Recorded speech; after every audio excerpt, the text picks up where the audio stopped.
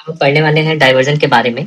Diversion के बारे में पढ़ने से पहले हम देख लेते हैं कि यूरो में बाउल सेगमेंट कहाँ कहाँ यूज होता है। तो बाउल सेगमेंट की बात करें यूरो में तो कुछ होते हैं, जैसे कि पहला जो मोस्ट कॉमनली यूज होता है वो होता है डाइवर्जन में, तो यूरिनरी डाइवर्जन इसमें यूज करते हैं।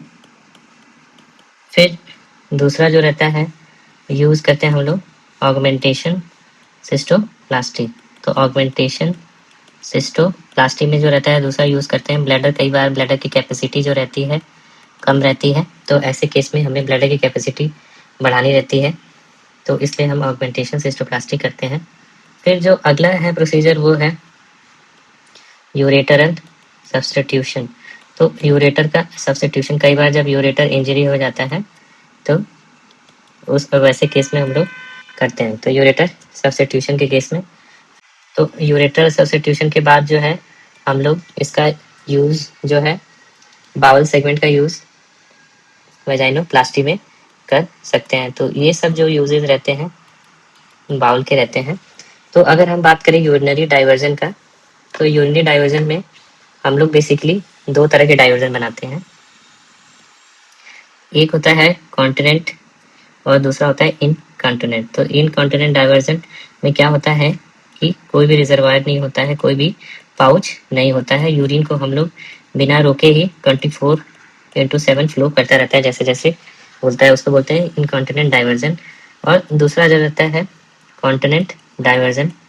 कॉन्टिनेंट डाइवर्जन जो रहता है अगर हम बात करें तो दो तरह के होते हैं।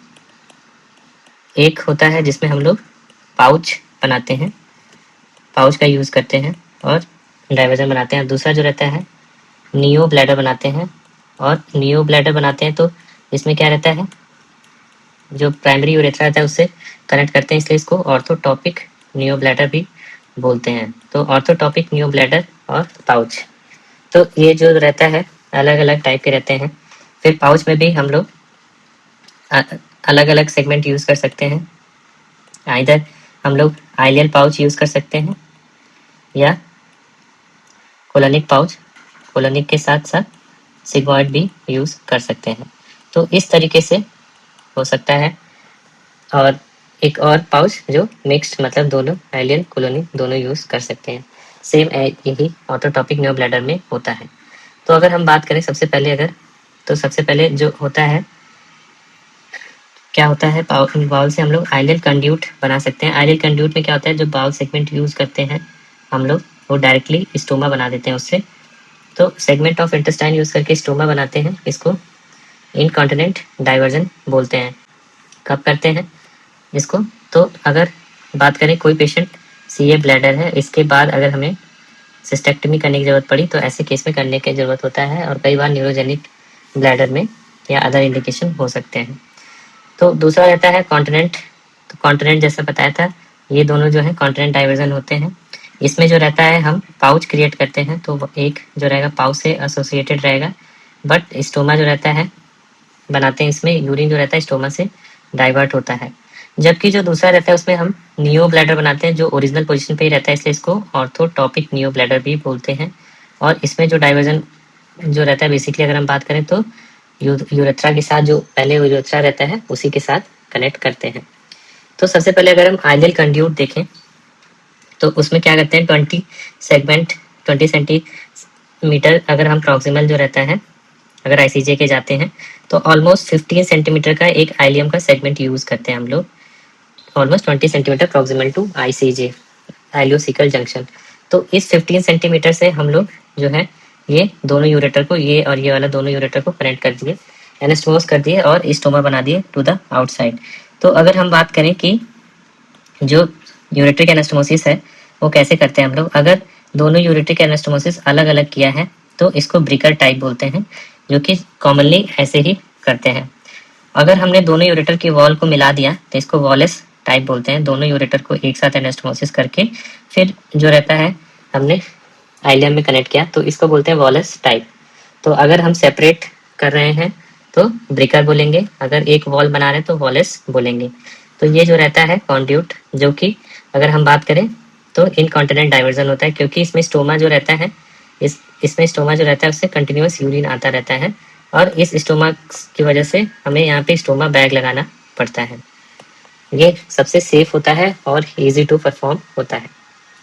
फिर अगर हम बात करें कॉन्टिनेंट डाइवर्जन की, सबसे पहले तो कॉन्टिनेंट डाइवर्जन में अगर हम देखें तो पाउच वाले प्रोसीजर्स, तो पाउच वाले प्रोसीजर्स में अगर हम बात करें तो सबसे पहले हम यूज कर रहे हैं कॉक्स पाउच। तो ये जो है देख सकते हैं, ये है कॉक्स पाउच। तो कॉक पाउच क्या रहता है इसमें, ये स्टोमा जो बनाया हमने स्किन से बनाया है, ये है कॉक पाउच। तो कॉक पाउच बोलते हैं इसको। और फिर हमने जो रहता है स्टोमा स्किन से बनाया है और ये पाउच क्रिएट किया है। तो इसमें जो रहता है बेसिकली ये एक क्यूटेनियस, क्योंकि स्किन से जोड़ा है तो इसको बोलते हैं क्यूटेनियस यूरिनरी डाइवर्जन। और किस टाइप का है, कॉन्टिनेंट। तो क्या बोलेंगे, कॉन्टिनेंट क्यूटेनियस यूरिनरी डाइवर्जन।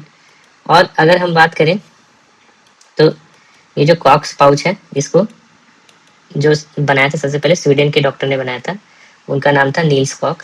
तो इसमें जो सेगमेंट यूज करते हैं हम लोग मेनली वो टर्मिनल आइलियम यूज करते हैं। तो इसमें जो सेगमेंट यूज कर रहे हैं आइलियम यूज कर रहे हैं।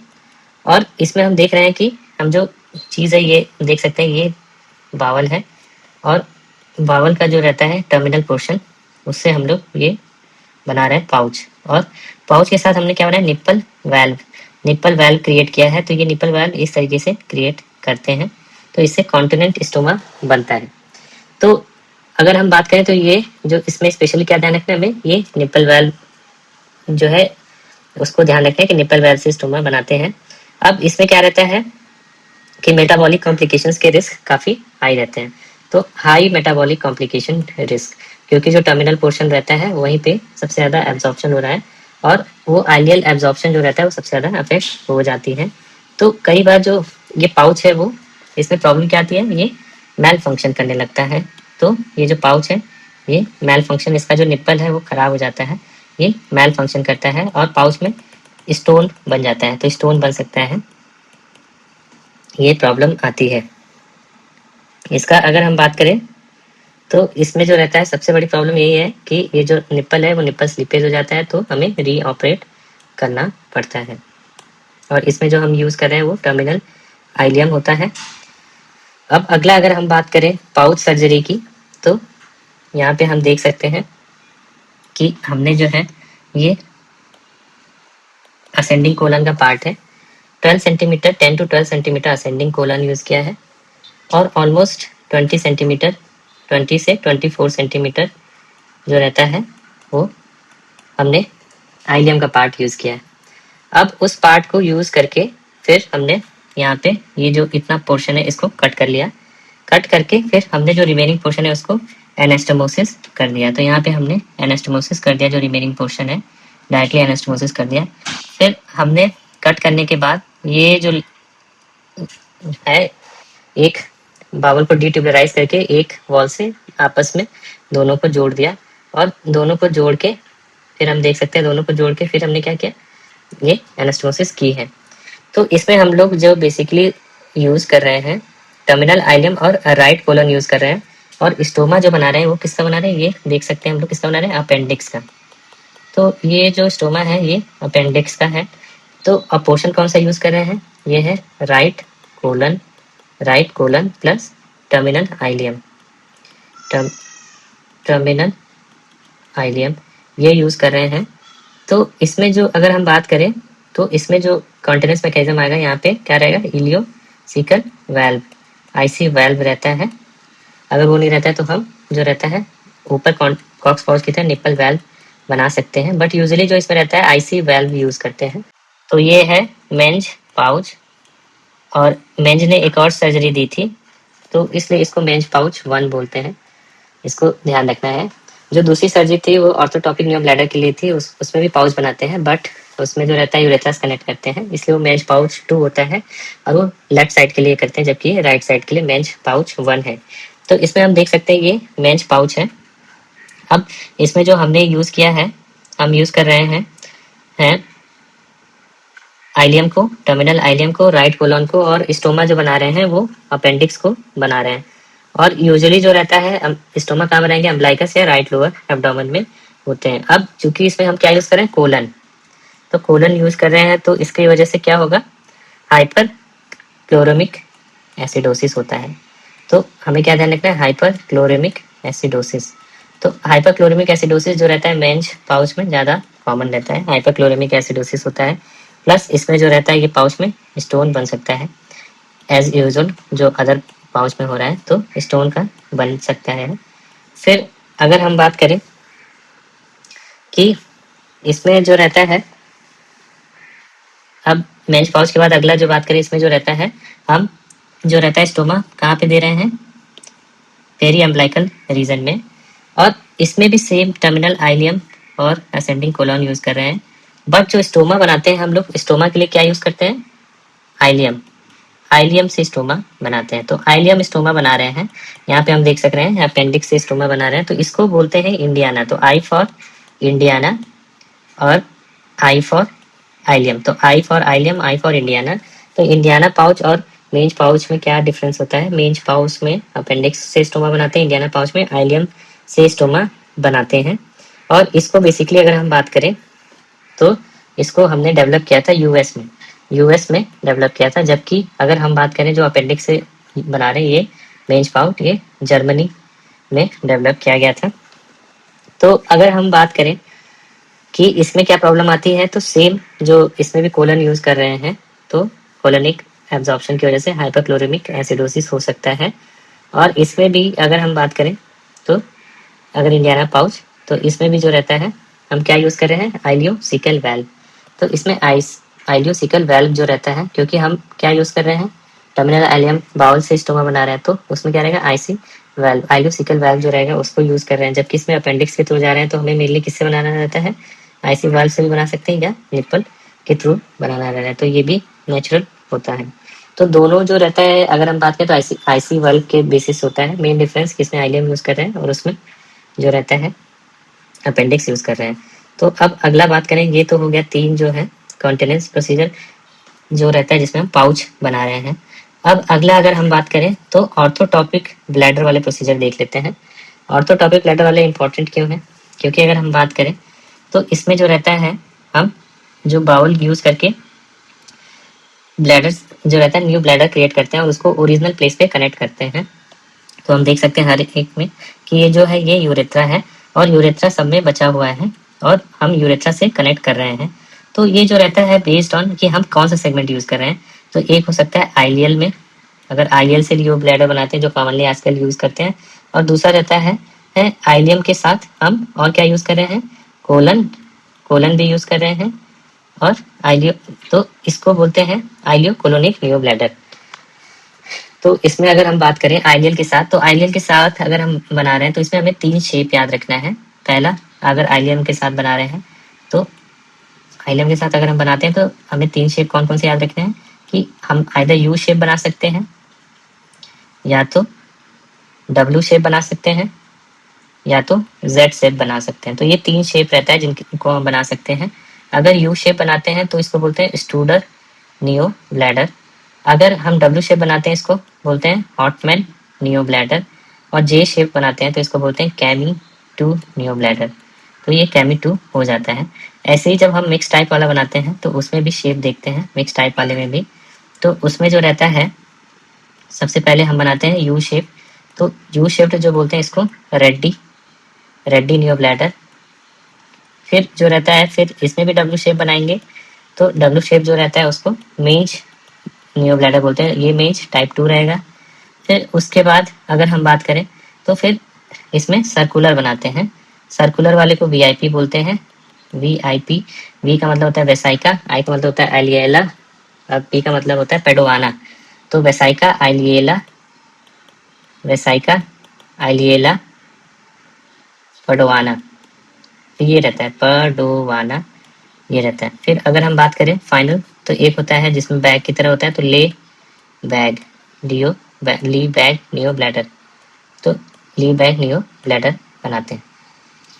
तो अगर हम बात करें सबसे पहले, तो हमने क्या देखा, स्टूडर नियो ब्लैडर। इसमें जो बाउल सेगमेंट यूज कर रहे हैं इस तरीके से टोटल जो लेंथ है वो कितनी है 60 सेंटीमीटर। सेम 60 सेंटीमीटर हॉटमैन में भी यूज करते हैं। अगर हम बात करें तो एक लिम्ब जो आती है एफरेंट लिम्ब हर में यूरेटर से कनेक्ट करते हैं, एफरेंट लिम्ब से यूरेटर और इफरेंट लिम्ब से यूरेथ्रा, ये प्रिंसिपल रहता है। तो अगर हम बात करें तो जो ये रहता है सबसे पहले स्टूडर नियो ब्लैडर की, तो ये है स्टूडर नियो ब्लैडर। इसमें क्या होता है, जो हमने बाउल सेगमेंट यूज किया है तो उसको हम इस तरीके से डिवाइड कर लेंगे। अब इसमें जो रहता है हम देखते हैं कितने कितने पार्ट का है। टोटल 60 सेंटीमीटर का है, 10 10 10 10 और फिर फाइनल 10। तो ये हर एक सेगमेंट 10-10 सेंटीमीटर का होता है। ऐसा हम लोग क्यों करते हैं, क्योंकि ये जो प्रॉक्सिमल 10 सेंटीमीटर है ये जो रहता है चिमनी बनाएगा, तो ये इसको हम छोड़ के बाकी सेगमेंट तो हमें 10 सेंटीमीटर छोड़ के जो चिमनी बनाता है और बाकी सबको एनास्टोमोसिस कर देंगे। और एनास्टोमोस पहले पोस्टीरियर वॉल करते हैं और पोस्टीरियर वॉल जब एनास्टोमोस कर देंगे तो फिर एंटीरियर वॉल एनास्टोमोस करेंगे। तो इस तरीके से हमें जो रहेगा यू शेप्ड जो रहेगा, यू शेप्ड, और कैसा है ये गोल है तो यू शेप्ड जो रहेगा स्फेरिकल नियो ब्लैडर मिलता है। और जो ये नीचे का पोर्शन रहता है इसको यूरेथ्रा से कनेक्ट कर देंगे। तो यहाँ पे हम देख सकते हैं कि हमने क्या किया, पहले पूरा ब्लैडर बना लिया यू शेप्ड जो एनास्टोमोसिस कर लिया, तो ये नीचे का पोर्शन यूरेथ्रा से कनेक्ट कर दिया। तो अब ये जो इसमें क्या है, हमने जो बैग बनाया न्यू ब्लैडर बनाया उसके बाद उसको हम लोग यूरेथ्रा से कनेक्ट कर दे रहे हैं। तो ये किस तरह का हो गया, ये भी कॉन्टिनेंट टाइप का है और ये नियो ब्लैडर, तो ये ऑर्थोटॉपिक नियो ब्लैडर होता है। फिर अब अगला जो रहता है इसमें भी 60 सेंटीमीटर ही यूज करते हैं। तो ये रहा आईसीजे से हम प्रॉक्सिमल जाएंगे और यहाँ से 60 सेंटीमीटर बाउल निकालेंगे। फिर उसके बाद हम लोग जो है डब्लू शेप में एनास्टोमोसिस करेंगे। तो ये डब्लू शेप में एनास्टोमोसिस करेंगे और सिर्फ आइलियम यूज करें तो इसको क्या बोलेंगे, हॉट मैन। तो ये रहा हॉट मैन नियो ब्लैडर। तो हॉट मैन नियो ब्लैडर में हम देख सकते हैं कैसा रहेगा, डब्लू शेप्ड रहेगा। और फिर फाइनली इसको यूरेथ्रा से कनेक्ट कर देंगे। यूरेथ्रा से कनेक्ट कैसे करेंगे, ये जो ऊपर दो लिम्ब बनाए एक ये, तो हम जो है यूरेथ्रा से कनेक्ट कर देंगे अलग अलग इस तरीके से ले जाके। तो ये होता है हॉट मैन नियो ब्लैडर और नीचे का जो एक पोर्शन रहेगा उसको यूरेथ्रा से और ये यूरेटर से कनेक्ट कर देंगे। तो ये रहता है हॉट मैन नियो ब्लैडर। फिर जो अगला प्रोसीजर है जो इसमें इंपॉर्टेंट है, हमने स्टूटर देख लिया, हॉटमैन देख लिया, और अगला है मेंज नियो ब्लैडर की बात करें। जो सिग्मॉइड होता है ये सिग्मॉइड है और ये रेक्टम है।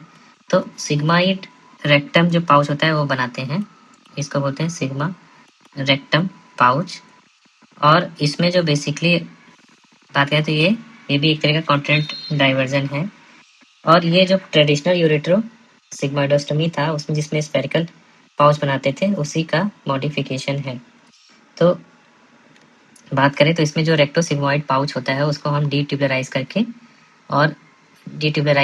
करके फिर हम डब्लू शेप का एक बनाते हैं। तो इस तरीके से डब्लू शेप का बना रहे हैं।